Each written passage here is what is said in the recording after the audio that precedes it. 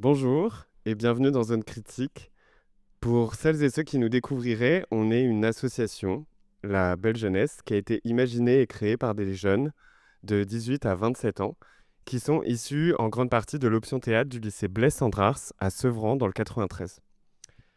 Ce projet, la Belle Jeunesse, est à l'initiative de Laure Amidi, qui est une enseignante que nous saluons chaleureusement, ainsi que la fabuleuse équipe du théâtre Louis Aragon, qui nous accueille aujourd'hui et à qui nous dédions cette troisième émission. Avec ce collectif, la Belle Jeunesse, on monte sur scène pour faire entendre nos voix, qui sont variées, engagées et sensibles. Mais on aime aussi particulièrement aller voir des spectacles et en débattre à la sortie des théâtres. C'est pourquoi, avec l'aide du TLA, on a imaginé ce format radio, maintenant vidéo, Zone Critique, afin de parler de nos coups de cœur, donner à entendre nos ressentis sur le spectacle vivant d'aujourd'hui. Chaque année, on épluche les programmes, on sillonne les théâtres, on rencontre de nouvelles personnes en quête de poésie. On est donc réunis aujourd'hui afin de vous partager nos réflexions, décortiquer ce spectacle qui est Velvet de Nathalie Béas, depuis le théâtre Louis Aragon, avec plusieurs membres du collectif, ainsi que les jeunes reportrices du Théâtre de la Colline, puisque dans le cadre du jumelage entre le Théâtre de la Colline et la ville de Tremblay en France, on a été amenés à se rencontrer, à aller voir des spectacles ensemble et à faire plein de choses dans l'avenir, dans le futur. Donc je me présente, moi c'est Frédéric. Clément, Lalaina, Anna, Ivy, Flavie. Alors, les jeunes reportrices, je vous laisse vous présenter. Qu'est-ce que c'est que les jeunes reporters du Théâtre de la Colline ? Du coup, nous, on a un groupe de jeunes de 18 à 25 ans. On vient de tout horizon et on n'a pas forcément besoin d'avoir un background en théâtre pour rejoindre le groupe. L'aventure des jeunes reporters, ça nous permet de suivre toute la saison de la colline. Et on a plein d'ateliers, on voit tous les spectacles et autour de ces spectacles, il y a différentes thématiques qu'on va travailler sous forme d'ateliers. Ça peut être des ateliers d'écriture, parfois du jeu, mais ce n'est pas le principal. On a des rencontres avec les équipes artistiques, des spectacles parfois, et aussi des rencontres avec différents membres de l'équipe du théâtre. Donc ça peut être les relations publiques, ça peut être les régisseurs généraux, ça peut être l'équipe d'accueil du théâtre. Enfin, mais c'est vraiment comment fonctionne ce théâtre sur l'année. Et on fait des comptes rendus sur ce qu'on vit dans toutes les formes. On fait des vidéos, des textes, très libre. Et aussi, on a un temps fort en fin d'année qui s'appelle l'Agora. C'est une journée où le théâtre appartient aux jeunes reporters. On en prend possession.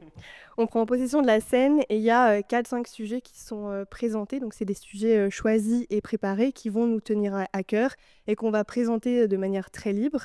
Et aussi, l'important, après, c'est d'avoir un temps d'échange avec le public. Ok. Merci beaucoup et bienvenue dans cette émission Zone Critique. Nous avons Alan, Vincent Favero et Kelly à la technique. Et du coup, c'est parti pour notre troisième émission Zone Critique en direct du TLA sur le spectacle Velvet de Nathalie Béas.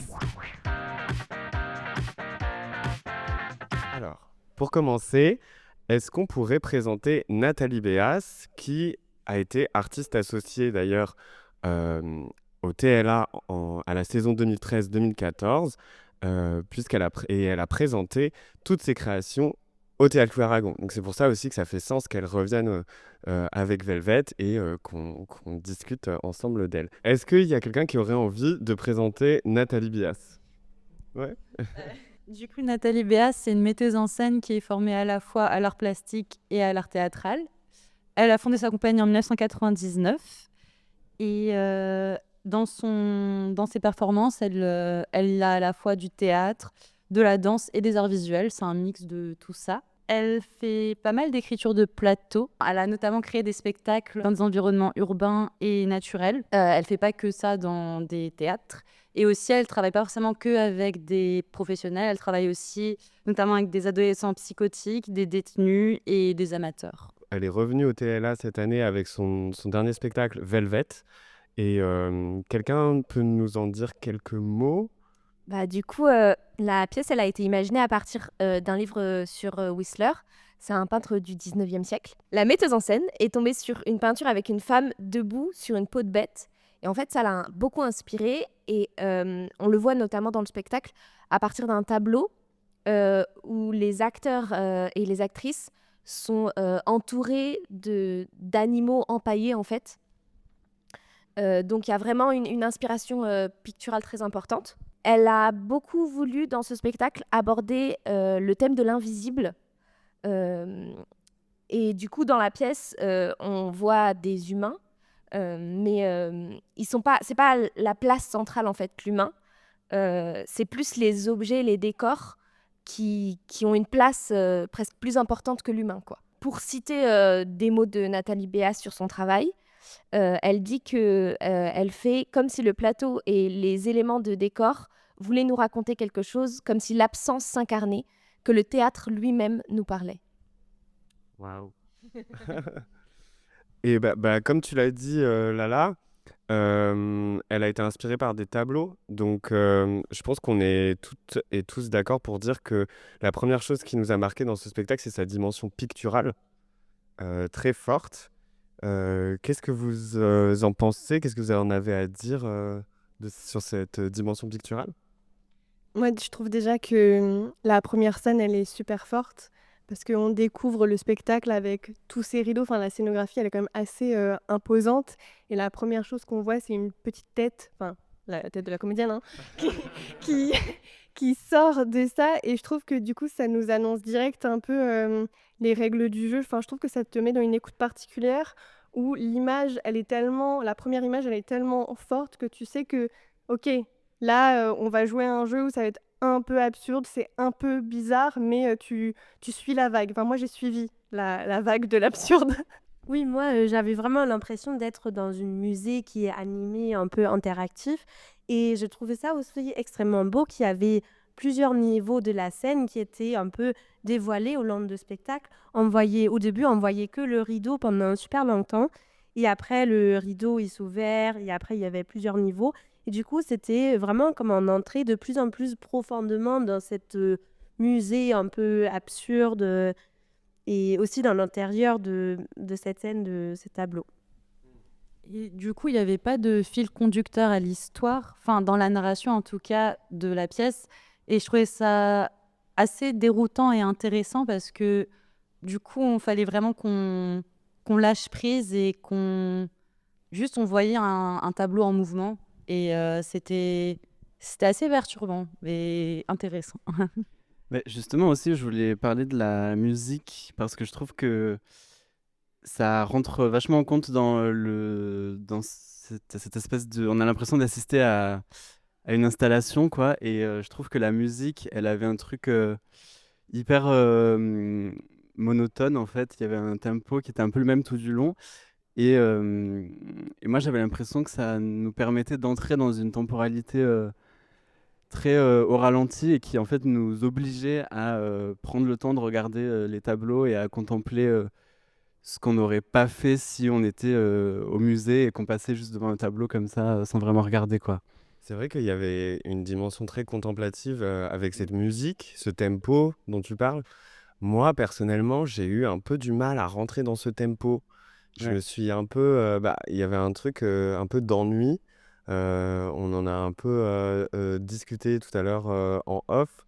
Ça faisait partie aussi du jeu, je crois, de rentrer dans cet ennui. Mais, et dans cette contemplation. Mais moi, j'ai eu du mal à être pris. Voilà. Mais certaines, vous êtes rentrées dedans. Mais en fait, moi, je trouvais ça hyper stimulant visuellement. Moi, j'avais l'impression d'être coincée dans un lobby d'hôtel hyper étrange. Juste, tu sais, surtout les lobbies d'hôtel, ils ont toujours cette musique qui te rend fou. Euh, et en fait, de juste voir les différents personnages arriver, et je trouvais que... Enfin, moi, je sais que je partais un peu dans ma tête des fois et j'étais repris par des objets qui arrivaient sur scène où j'étais en mode waouh, qu'est-ce qui se passe maintenant? Et je trouve que c'est pas. Si c'est un ennui vraiment vide, ok, là peut-être il y a quelque chose d'inquiétant, mais je trouve que tu t'accrochais forcément à quelque chose. Je sais pas, le rideau est bleu, bleu, ça me fait penser à ça. Enfin, tu vois, genre ça active ton imagination et du coup, tu sors pas de quelque chose de créatif, c'est juste t'es ailleurs, mais t'es quelque part au final. Moi aussi, au début, j'avais vraiment peur parce que je voyais le rideau qui était là pendant hyper longtemps, la tête qui montait et descendait. Et je me disais, ah non, mais qu'est-ce que ça va donner? J'avais un peu peur de cette heure. Mais après, j'étais vraiment immergée dedans. Et quand c'était fini, la pièce, j'étais en mode, oh non, pourquoi c'est fini? C'est déjà 1 heure qui est passée. Je voulais vraiment que ça continue parce qu'il y avait vraiment, parce que c'était super beau à voir. Et aussi ce truc de ennui ou de penser à autre chose. J'ai trouvé que, comme tu avais dit déjà un peu, qu'il y avait tellement des détails qui me fait penser à des trucs aléatoires de ma vie. Et du coup, j'étais un peu dehors de la pièce. Mais après, il y avait un truc qui me faisait revenir dans la pièce. Et c'était pas, j'étais pas complètement décrochée parce que vu qu'il n'y avait pas cette fil conducteur de l'histoire, bon, je pouvais juste replonger dans la pièce quand je voulais. Et du coup, c'était super bien. Et moi, j'avoue que normalement, j'aime pas trop l'absurde et que là, ce que j'ai beaucoup aimé, c'est, comme vous avez dit, il y avait une grande attention aux détails et c'était très beau. Et du coup, même s'il n'y avait pas trop de narration et que les tableaux n'étaient pas forcément connectés, le fait que ce soit juste beau et qu'il y ait plein de mouvements de tissus, de rideaux, même dans les costumes, c'était très travaillé, je trouve que du coup, oui, il y avait une part à l'ennui parce qu'il n'y avait pas vraiment d'histoire, mais c'était juste regarder quelque chose de beau, ça fait du bien aussi. Que c'était pas forcément que absurde, quoi. Ouais.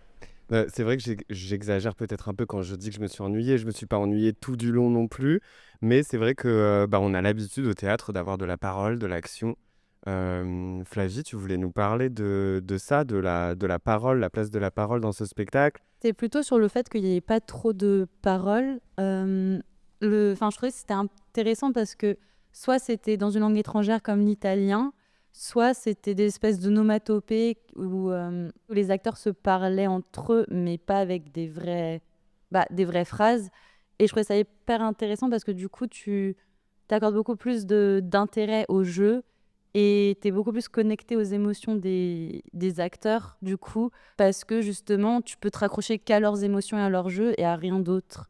Et oui, c'est vrai qu'il y avait quelqu'un qui a évoqué le sujet de la ventriloquie. Ouais, c'était moi. Oui. Et je trouvais ça très intéressant parce que, notamment par rapport à ce qu'on a dit un peu avant sur la musique, parce que la ventriloquie, c'était une chanson en fait qu'elle faisait en ventriloquie. Et pour moi, c'était presque comme s'il y avait plus d'actrices, c'était une boîte à musique en fait en fond qui faisait la musique, mais c'était plus forcément un corps en fait. Et c'était très intéressant ce jeu entre les personnages et les acteurs qui deviennent des objets, quoi. Oui, et justement, moi je trouvais que là-dedans, il y avait un amusement à déjouer nos attentes en tant que public habitué à voir du jeu, des scènes dialoguées avec une narration au théâtre. Parce que là, justement, je repensais à la seule scène, il me semble, qui est jouée dans le sens de... Il y a un dialogue entre entre les acteurs. C'est en fait une scène où ils préparent une espèce de décor avec les animaux empaillés et tout ça. Et ils se parlent pour présenter ça. Et d'ailleurs, ils disent juste quoi, quoi, quoi. Et en fait, la scène après n'arrive pas parce qu'on se rend compte que la préparation du décor était la scène en elle-même et que le décor était la scène, quoi, juste le tableau des animaux avec l'acteur après qui vient comme un mannequin sur le décor. Je pense qu'on se rend assez, pardon, je pense qu'on se rend assez rapidement compte de cette place de la parole parce qu'en fait, la première fois qu'il y a vraiment des mots au plateau, ils sont en italien en fait. C'est même pas du français, donc on est déjà dans un univers de la parole transformée et changée, quoi. Et aussi, comme tu avais dit, avec la scène, ça nous montre un peu que, en fait, il y a une certaine égalité entre les objets et les acteurs et l'actrice. Ils sont un peu les acteurs et l'actrice, ils deviennent aussi à certains moments des objets dans l'histoire, dans cette musée interactif que, du coup, on contemple les actrices qui deviennent objets. Et je trouve ça assez beau quand même. En fait, c'est cette chose où, du coup, d'habitude, la scénographie sert les acteurs et la narration, alors que là, c'est la scénographie qui est l'objet de la pièce. Et il y a énormément de déplacements où juste les acteurs mettent en place. Et du coup, c'est les acteurs qui sont au service de tous les accessoires. Et pas le contraire, comme tu as dit, jusqu'à devenir un objet et une image juste de la scénographie. Mais avec tout ce qu'on se dit, est-ce que, enfin, ça paraît un peu inaccessible comme spectacle. Je sais pas ce que vous en pensez. Est-ce que ce serait pas Est-ce que vous avez trouvé que ce spectacle était accessible? Est-ce qu'il serait pas trop effrayant pour un public qui n'a pas l'habitude d'aller au théâtre ou qui découvre pour la première fois une pièce de théâtre? Qu'est-ce que vous en pensez? Moi, je trouve que ben, c'est vrai que cette pièce, c'est pas forcément de ce qu'on s'attend au théâtre. Et ça mélange plusieurs éléments, c'est un peu interdisciplinaire. Il y a les beaux-arts qui sont là-dedans, des éléments performatifs. Et ça correspond pas tout à fait à l'image traditionnelle du théâtre qu'on a souvent.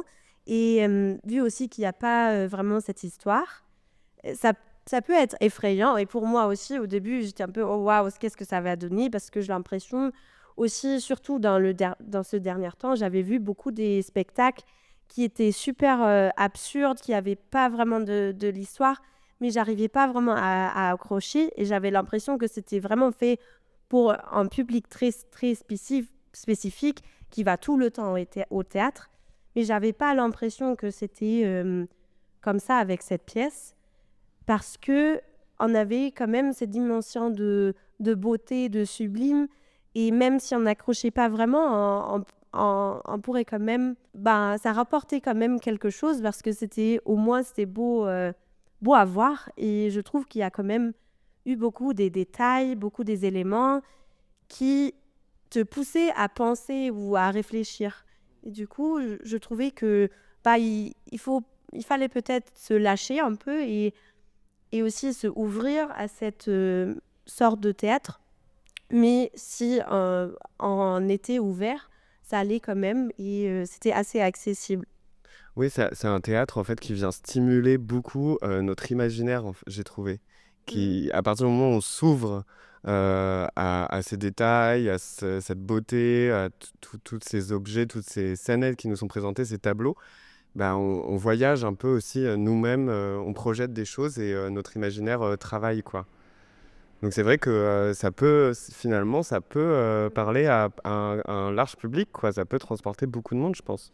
Et puis, je pense qu'il faut aussi aller dans l'optique de voir une œuvre ou limite une peinture en mouvement plutôt qu'une pièce. Parce que c'est vrai que si on est dans l'optique où on veut voir une pièce avec une certaine narration, je pense qu'on peut vite décrocher. Alors que si on est juste là en mode contemplation, ça... Oui, juste y aller sans s'attendre à voir une pièce de théâtre, en fait, et y aller sans attente, en fait. Carrément. J'avais peut-être trop d'attentes, moi, tu vois. J'ai peut-être, je vois, à force de voir des spectacles où il y a de l'action, où ça joue, ça parle, ça bla. Et après, j'attends ça, en fait. Alors que là, on nous propose autre chose. Je comprends, hein, parce que moi aussi... Enfin, j'avoue, moi, je préfère quand il y a une certaine narration. Et du coup, c'est pas forcément ma pièce préférée. Mais je trouve que elle m'a un peu perturbée et j'ai bien aimé. Enfin, parce que c'était vraiment... Oui, je m'attendais à rien parce que je savais pas trop ce qu'on allait voir. Je voulais juste y aller... Enfin, j'ai pas lu avant, je voulais juste y aller comme ça.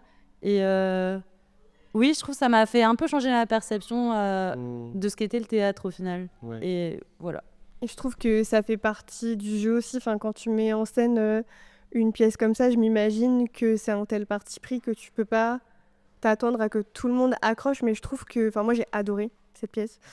Mais je trouve que tu reçois forcément quelque chose. Peut-être que tu le reçois pas maintenant. Peut-être que si tu vois une autre pièce de ce style, tu vas dire ok, c'est bon, je comprends les règles du jeu. Mais pour moi, il y a forcément, ça met une petite graine dans ton cerveau quelque part. Ouais. J'avais vu, en fait, très rapidement, j'avais vu d'autres spectacles d'elle. Et c'est vrai qu'il y avait plus de place à la parole donnée. Donc je m'attendais aussi à ça. Mais c'est peut-être pour ça aussi, j'étais un peu pollué par ça. Ce que tu disais, c'est qu'il y a beaucoup de beauté, beaucoup de sublime. Et ça nous permet de rentrer dedans. Mais je pense qu'il y a aussi l'aspect très comique qui est lié à l'absurde qui fait qu'on rentre dedans. Donc c'est ce truc entre sublime et comique qui est vachement présent. Et d'ailleurs, grâce au détournement des objets et des acteurs. Qu'est-ce que vous en avez pensé de ça? Moi, ça me fait penser ce que tu dis.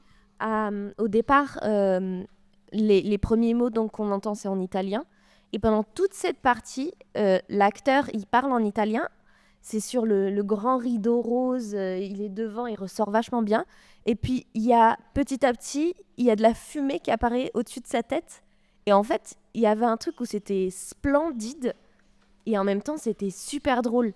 Parce que la fumée, pendant que tu es en train de réfléchir en italien, c'est très très drôle. Et ce que je trouve assez fort dans ce spectacle, c'est qu'il n'y a pas quelque chose de très beau, puis quelque chose de très drôle, mais quelque chose de très beau en même temps que quelque chose de très drôle, en fait. C'est les deux en même temps. Je trouve aussi que en fait, l'effet de la comique, c'est aussi un peu grâce à l'effet surprise. Parce que en fait, quand l'acteur il parle, on s'attend pas du tout que la fumée va sortir de sa tête. Et du coup, on ne capte pas qu'est-ce que ça veut dire et ça nous semble ridicule. Et du coup, il y a ces comiques qui viennent s'installer. Mais peu à peu, on capte un peu, ah oui, ok, c'est pour ça, pour ça. Et du coup, on se rend vraiment compte que c'est hyper sublime, il y a la beauté et oui. Du coup, on me dit dans l'oreillette qu'on arrive à la fin de cette émission. Donc c'est déjà la fin de cette 3e émission. C'était un plaisir de vous avoir avec nous, les jeunes reportrices. On vous invite à aller voir leurs différentes activités au Théâtre de la Colline notamment. Tout est accessible sur le site de la Colline. Merci de nous avoir écoutés. On se dit à bientôt pour une prochaine émission Zone Critique et on vous laisse avec un morceau de Bach.